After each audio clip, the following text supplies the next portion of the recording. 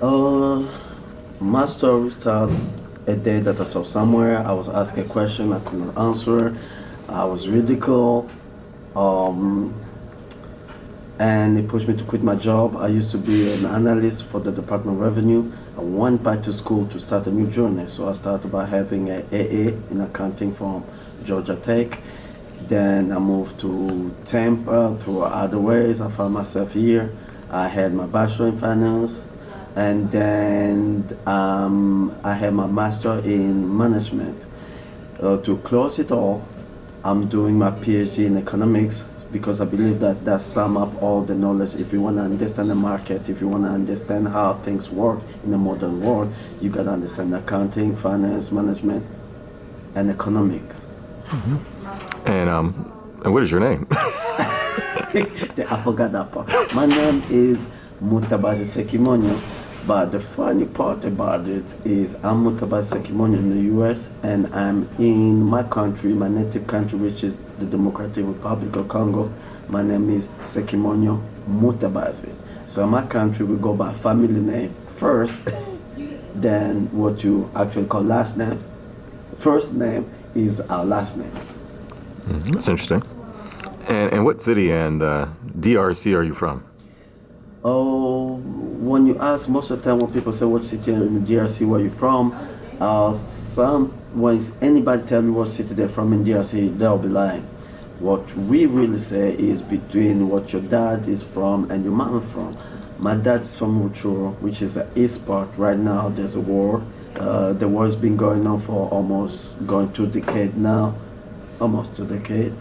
And my mom is from what they call today Oriental, which is Zaire, which is still in the east, but it's close to Sudan. Like, just to give you perspective, my dad origin is close to Rwanda, and my mom origin is close to Sudan. But my dad is a politician, so I was lucky enough to move around the country. So I went to school in the east part of Congo, and I ended up graduating from college in the west part of Congo. That's an interesting background there. Yeah. So I'm multicultural. If you ask me what's Congolese food, I'll tell you depend on what part of Congo. Because if you ask somebody from the east what's Congolese food, they will tell you beef with potatoes. But it's not really Congolese food, because if you go to the west, like in the equatorial part of Congo, they eat a lot of we call sauvage animal, monkeys, buffaloes, and if you go a little bit on the north, there's a lot of fishing. If you go in the middle, there's not too much there, so they eat a lot of dry animal, fumet. So it depends. So I was blessed enough to dip in every part of Congo. So when you ask me what Congolese food, I will ask you what part of Congo. Did you say that people eat monkeys? Yes, they eat. That's a delicacy. Like, they put peanut butter. You should come to Congo and try. I'm gonna pass on that. I'll come to the Congo, but not to eat monkeys. Yeah, but the difference is also here. When you tell people that if you tell a Congolese of some part that you eat rabbit, they ask you why.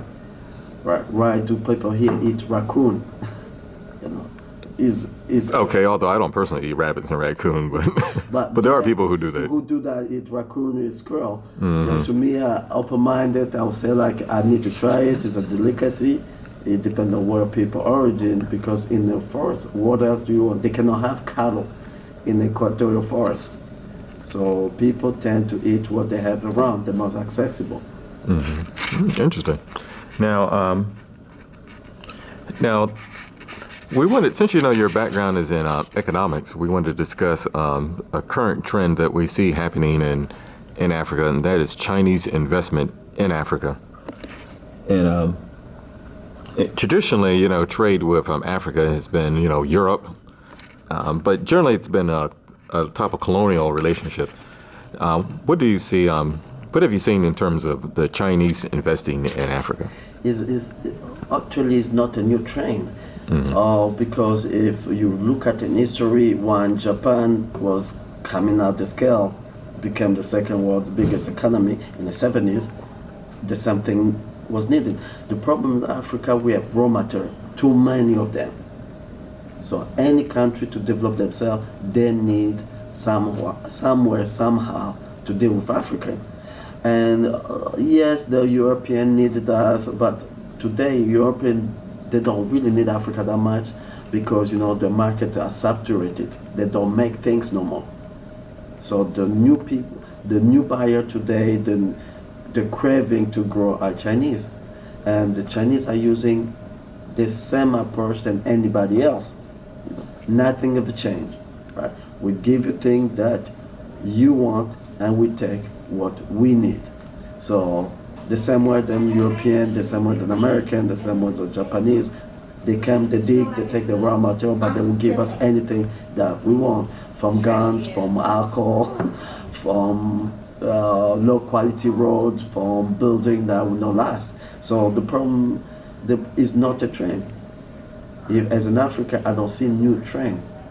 I see the only trend that I can take is from the African side. You have younger African exposed to the world who are changing from asking from what we want to what we need. We have a lot of conflict, we have a lot of barrier to change the mindset because you have people who grew up during colonization, who grew up during the Cold War, who are still in power. But I look at in 10 years, things gonna change because our definition of democracy is pushed on us. We want democracy, but we need wealth and development. And that's what the beautiful thing. I go to Africa now every year with my wife, and that's the trend that I see from Africa.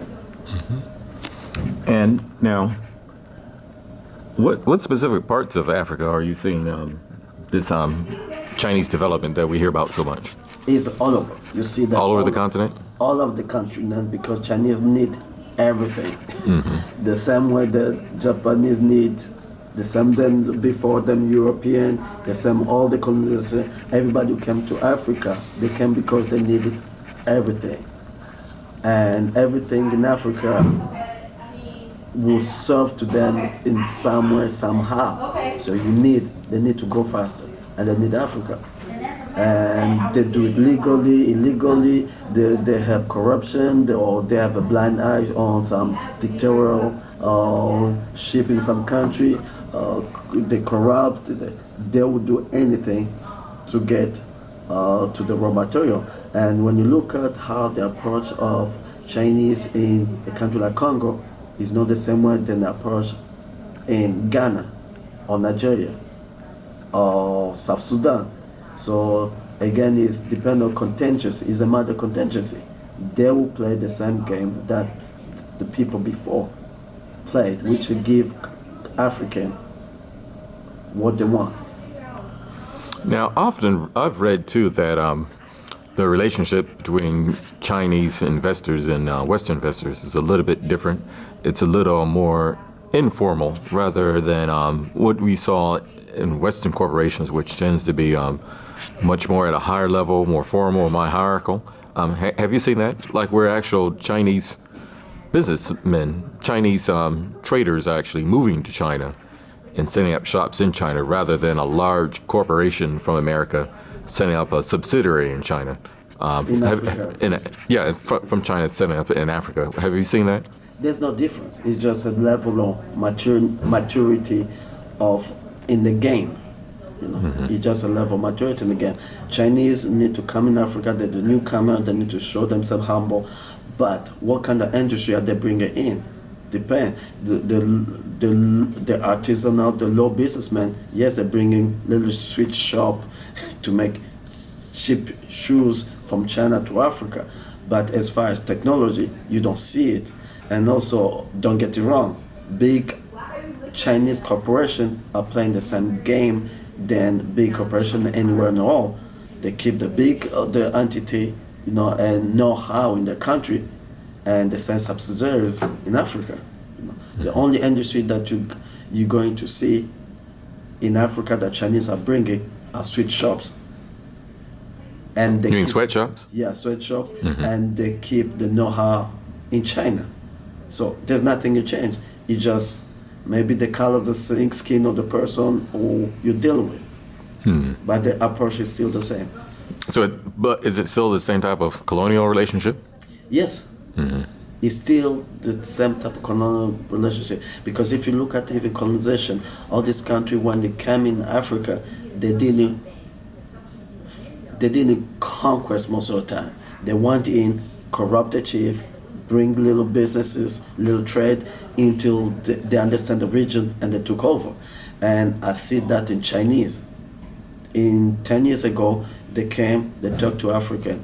But as you see today, if you watch the news, there's a lot of incidents where Chinese kill African, Chinese assaulted African. They start acting as how can you say in French, say colonisateur, the masters.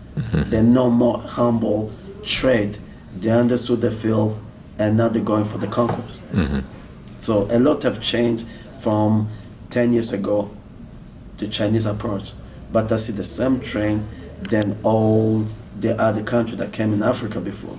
Well, I hope it's not like that classic book about, what is it called, King Leopold's Ghosts, where, treated all of the country as his own personal estate. It can be. It can be. But King Leopold, the problem that King Leopold had from his practice is not from Congolese, it's from Belgium themselves. So today, yes, Chinese Communist Party could use Congo again as their own little territory, but you gotta understand, the Chinese, the Chinese are more mature. They want the share of the wealth, and that's the only problem that stops one another today. It's not like people are nice to African. It's just people in the country of origin want to share the wealth. All right. And now, from an American perspective, particularly African American perspective, is it possible for someone who has like a small business or a small import-export company to get involved in Africa, or is it too complicated or intricate of a process? Yeah, it's complicated. That's the easiest question that you Yes ask is the me. answer, huh? Because you have to know Africa. You have to connect Africa, and you gotta understand. You go to a black country where you are not used to be the majority black. You're still an African American, and the conflict that is there is people expectation from you, and your expectation for people. You don't. The definition "you're my brother" is not the same word than in Africa. You're my brother. Like in Africa, when you go, "you're my brother" means I'm gonna share with you food barehanded. With my hand, we're gonna eat together, and that's the most sign of respect. Right?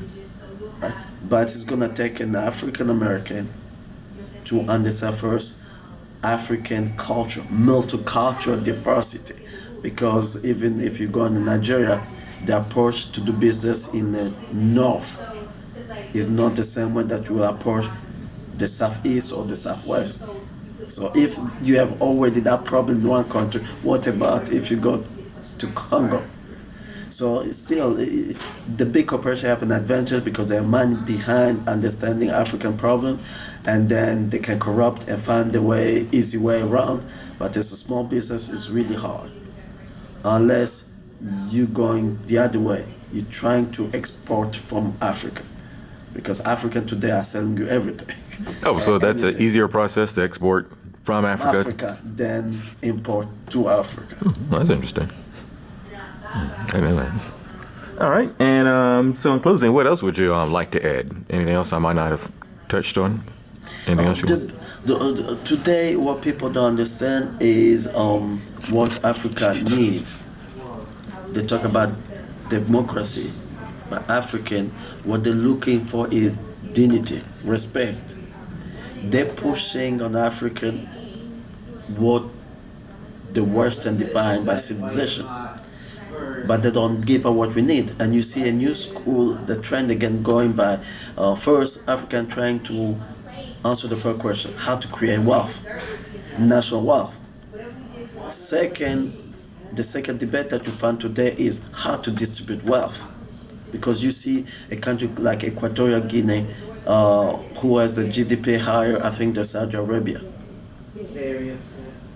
But 70% of the population live under $2 a day. Right? So yes, petroleum boom is there. They create wealth. But at the end of the day, we see example Gabon. Today the production of petrol going down. But you didn't see the distribution of wealth, and they have a hard time to change the economy, what the economy is based on. So yes, look at Africa from now, in 10 years it's gonna look different because you have a new breed of leader that coming on, and I have great hope. All right. Well, we thank you for this interview. The pleasure was all mine. All right.